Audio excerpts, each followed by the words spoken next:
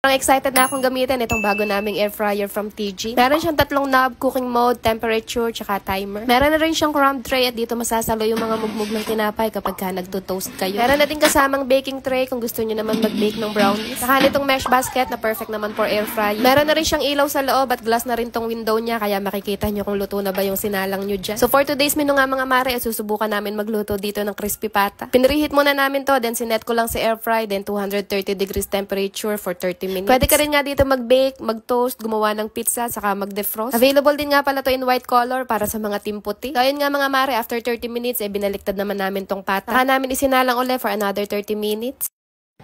And after a total of 1 hour nga ito at naluto na rin kagad tong crispy pata. Yan naman nga mga mare kung gaano kaganda yung pagkakaluto. Sobrang crispy niya sa labas, tapos juicy naman sa loob. Try natin kung crispy ba talaga siya.